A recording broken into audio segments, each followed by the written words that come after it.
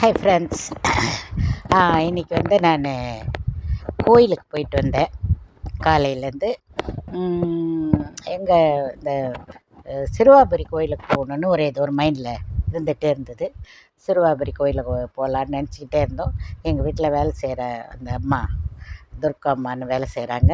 அவங்க வந்து வர வர ஏதோ போகிறதா சொன்னாங்க. எனக்கு அதுலேருந்தே எனக்கு என்னமோ இப்போ தான் சமீபத்தில் எதுக்கு போயிட்டு வந்தோம், திருச்செந்தூர். அதனால் நாங்கள் ஃபுல் அண்ட் ஃபுல் பாபா டிவேட்டி. என்னமோ தெரில, ஒரு 5-6 மாதமாக முருகர் எனக்கு முருகர் கோயிலில் வடபழனியில் தான் கல்யாணமே ஆச்சு. அதனால் இது மைண்டை டிஸ்டர்ப் பண்ணிக்கிட்டே இருந்தார். அதுக்கு தகுந்த மாதிரியே அவர் ஞாபகம் மைண்டுக்கு வந்ததுலேருந்தே திருச்செந்தூர் போனோம். சடனாக எதிர்பார்க்காத பிளானிங் இல்லாத ஒரு விஷயம் அது. அது போயிட்டு வந்தோம். அதே மாதிரி இப்போ இந்த சிறுவாபுரி கூட பிளான்லாம் இல்லை, சடனாக ஏதோ காலையில் தோணுச்சு, கிளம்பிட்டோம். போய் பார்த்தோம். அங்கே பார்த்தா கரெக்டாக நாங்கள் போய் இங்கேருந்து கிளம்பும்போது மணி 11, நாங்கள் போய் சேரும்போது அங்கே மணி 1 ஆயிடுச்சு. அதனால் மூடிட்டாங்க கோயிலை. அத்தோட 4 மணிக்கு தான் திறப்பேன்னு சொன்னாங்க.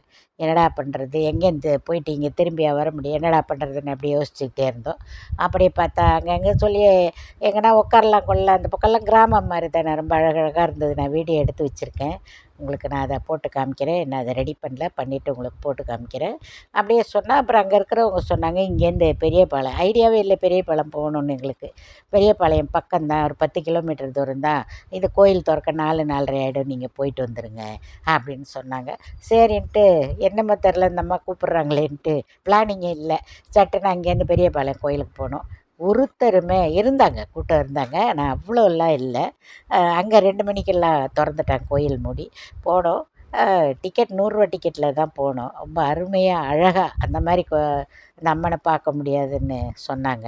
அது கூட நேராக நின்று சாதாரணமாக ஒரு கோயிலில் இப்போல்லாம் அந்த மாதிரி சாமியை பார்க்க முடியல. நான் தான் சொன்னேனே திருச்செந்தூரில் ரொம்ப கஷ்டமாக இருந்துன்னு, அது மாதிரி பார்க்க முடியல. ஆனால் இன்றைக்கி அந்த அம்மாவை நாங்கள் நிம்மதியாக நின்று பார்த்து சாமி கும்பிட்டுட்டு வெளியில் வந்துட்டோம். 3 மணிக்கு மேலே அப்படியே அங்கே சாப்பிட்டு கிப்பிட்டுட்டு அப்படியே இந்த பக்கம் வந்து திருச்செந்தூர் இது கரெக்டாக 3:30க்கெல்லாம் வந்து நின்றுட்டோம்.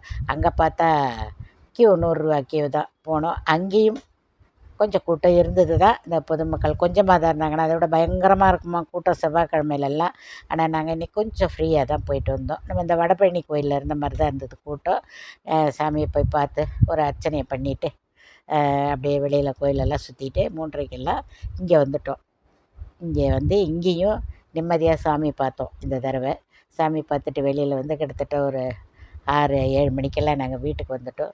அதோடய வீடியோலாம் நான் எடுத்து வச்சுருக்கேன், உங்களுக்கு நான் போடுறேன். இது நல்ல விஷயங்களை உங்கள்கிட்ட நான் சொல்லியிருக்கேன்.